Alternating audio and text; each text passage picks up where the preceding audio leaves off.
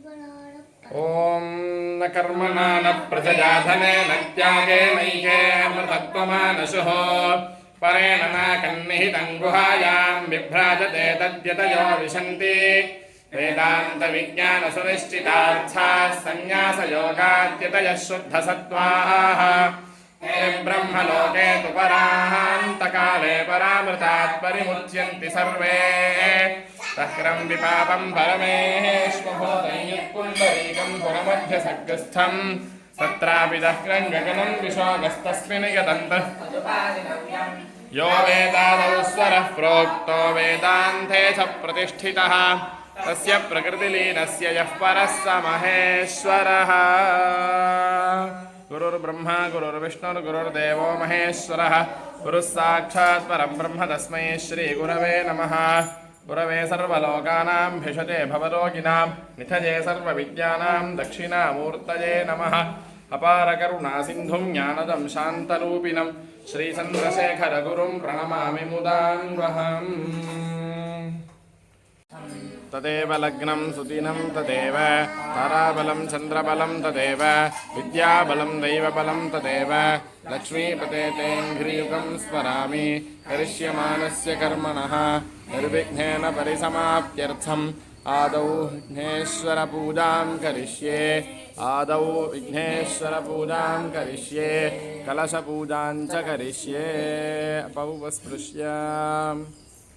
ॐ गणानां त्वा गणपतिगुं हवामहे कविं कवीनामुपमश्रवस्तमं ज्येष्ठराजं ब्रह्मणां ब्रह्मणस्पत नः शृण्वन्नोतिभिः सीदसादनं भूर्भुवस्सुवरो अस्मिन् हरिद्राबिम्बे सुमुखं विघ्नेश्वरं ध्यायामि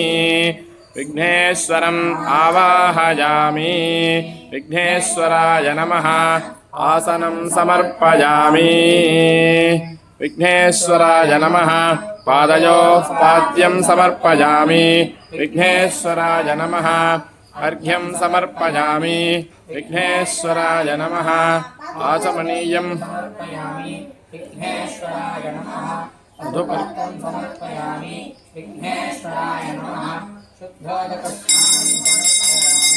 स्नानानन्तरमाचमनीयं समर्पयामि विघ्नेश्वराय नमः पवित्र आभरणार्थे अक्षता पुष्पाक्षतान् समर्पयामि अलङ्करणार्थे दिव्यपरिमल श्रीगन्धान् धारयामि विघ्नेश्वराय नमः अक्षतान् समर्पयामि विघ्नेश्वराय नमः पुष्पमालां समर्पयामि पुष्पैः सम्पूजयामि ॐ सुमुखाय नमः ॐ एकदन्ताय नमः ॐ कपिलाय नमः ॐ गजकर्णकाय नमः ॐ लम्बोदराय नमः ॐ विकटाय नमः ॐ विघ्नराजाय नमः ॐ विनायकाय नमः ॐ धूमकेतवे नमः ॐ गणाध्यक्षाय नमः ॐ फालचन्द्राय नमः ॐ गजाननाय नमः ॐ वक्रतुण्डाय नमः ॐ शूर्पकर्णाय नमः ॐ हेरम्बाय नमः ॐ स्कन्दपूर्वजाय नमः ॐ विघ्नेश्वराय नमः नानाविधपरिमलपत्रपुष्पाणि समर्पयामि दशाङ्गं सुन्दराय नमः कदलीफलं बीजापूरफलं च निवेदयामि अमृतापिधानमसि आचमनीयं समर्पयामि भूर्भुवस्सुवः पूगीफल ॐ नमो व्रातपतये नमो गणपतये नमः प्रपथपतये नमस्ते स्तुलम्बोदराय एकदन्ताय विघ्नविनाशने शिवसुताय श्रीवरदमूर्तये नमो नमः विघ्नेश्वराय नमः सर्वोपचारार्थे कर्पूरनीराजनं सन्दर्शयामि आचमनीयं समर्पयामि रक्षान् धारयामि क्षेमाक्षभिर्यतत्राः स्थिरैरङ्गैः स्तुष्टुवागुंसस्तनूभिः व्यसेम देवहितं यदायुः स्वस्ति न इन्द्रो वृद्धश्रवाः स्वस्ति नः पूषा विश्ववेदाः स्वस्ति नस्तार्क्ष्यो अरिष्टनेमिः स्वस्ति नो बृहस्पतिर्दधातु ॐ शान्तिः शान्तिः शान्तिः विघ्नेश्वराय नमः वेदोक्तमन्त्रपुष्पाञ्जलिं समर्पयामि छत्रचामरादिसमस्तोपचारान् समर्पयामि अनया पूजया विघ्नेश्वरः प्रीयताम् दर्भेश्वासीनः आवहन्ति वितन्वानाम्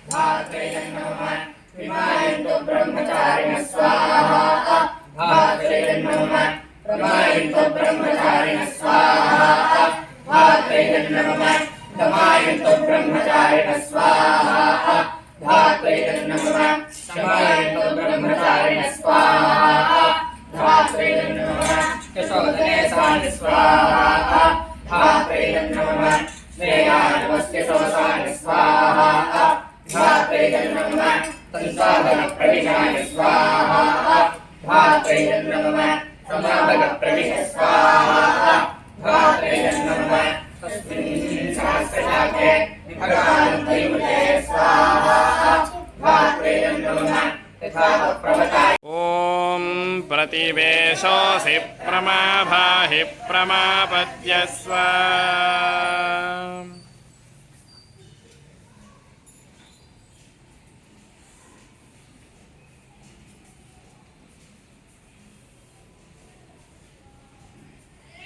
ॐ वृद्ध्यास्म हव्यैर्नमसोपसद्य मित्रं देवं मित्रधेजन्नो अस्तु अनुराधान हविषा वर्धयन्तः शतं जीवेम शरदः सवीराः चित्रं नक्षत्रमुदकात् पुरस्तः अनुराधासगिति यद्वदन्ति तन्मित्रयेति पशुभिर्ते वजानैः हिरण्यैर्विततैरन्तरिक्षे स्वाहा मित्राय स्वाहा अनुराधेभ्यः स्वाहा मित्रधेजाय स्वाहा अभिजित्यै स्वाहा अनुराधा नक्षत्रदेवतायै मित्रायै तन्नमः सहस्रशीर्षा पुरुषः सहस्राक्षः सहस्रपः स भूमिं अत्यतिष्ठत्तशाङ्गुणं स्वाहा पुरुषाय पुण्डरीकाक्षाय इदन्नमः ओम एतत्कर्म समृद्ध्यर्थं जयाति होमं करिष्ये चित्तं च स्वाहा चित्ताय तन्नमः चित्तिश्च स्वाहा चित्याय तन्नमः आकूतं च स्वाहा आकूताय तन्नमः आकूतिश्च स्वाहा आकूत्या इदन्नमः विज्ञातं च स्वाहा विज्ञानं च स्वाहा मनश्च स्वाहा मनस इदन्नमः शक्वरीश्च स्वाहा ओम सुरूपिणे नमः ओम अपाम्बतये नमः ओम मकरवाहनाय नमः ओम तीर्थराजाय नमः ओम जलाधिपतये नमः ओम वरुणमूर्तये नमः ओम आवहन्ती देवताभ्यो नमः ओम अनुराधा नक्षत्रदेवतायै मित्राय नमः ओम वेदव्यासाय नमः ओम विष्णुरूपाय नमः ओम पाराशर्याय नमः ओम तपोनिधये नमः ओम सत्यसन्धाय नमः ओम प्रशान्तात्मने नमः ओम वाग्मिने नमः ओम सत्यवती सुताय नमः ओम कृष्णद्वैपायनाय नमः ओम दान्ताय नमः ओम बादरायण संस्कृताय नमः ओम ब्रह्मसूत्रग्रथितवते नमः ओम भगवते नमः ओम ज्ञानभास्कराय नमः ओम सर्ववेदान्ततत्त्वज्ञाय नमः ओम सर्वज्ञाय नमः ओम वेदमूर्तये नमः ओम वेदशाखाव्यसनकृते नमः ओम कृतकृत्याय नमः ओम महामुनये नमः ओम महाबुद्धये नमः ओम महासिद्धये नमः ओम महाशक्तये नमः ओम महाद्युतये नमः ओम महाकर्मणे नमः ओम महाधर्मणे नमः ओम महाभारतकल्पकाय नमः ओम महापुराणकृते नमः ओम ज्ञानिने नमः ओम ज्ञानविज्ञानभाजनाय नमः ओम चिरञ्जीविने नमः ओम चिदाकाराय नमः ओम चित्तदोषविनाशकाय नमः ओम वासिष्ठाय नमः ओम शक्तिपौत्राय नमः ओम शुकदेवगुरवे नमः ओम गुरवे नमः ओम आषाढपूर्णिमापूज्याय नमः ओम पूर्णचन्द्रनिधाननाय नमः ओम विश्वनाथस्तुतिकराय नमः ओम विश्ववन्द्याय नमः ओम जगद्गुरवे नमः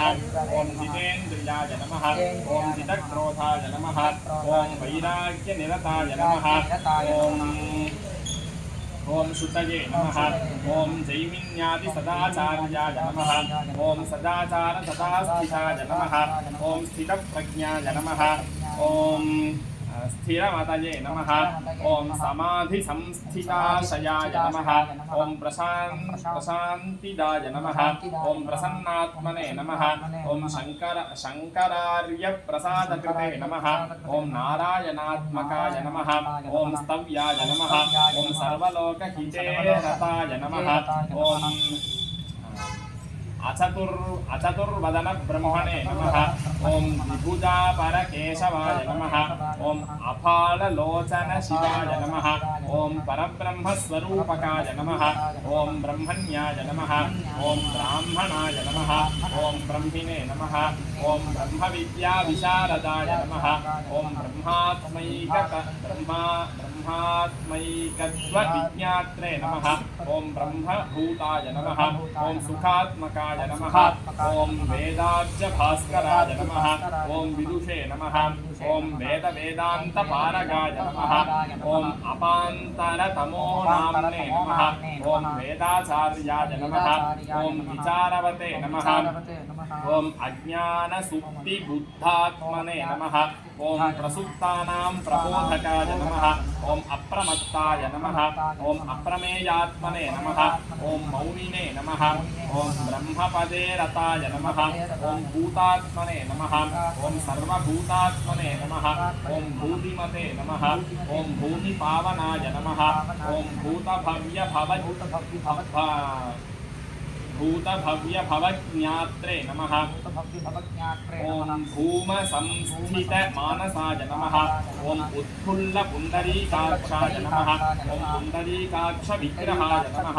ॐ नवग्रहस्तुतिकराय नमः ॐ परिग्रहविवर्जिताय नमः ॐ एकान्तवाससुप्रीताय नमः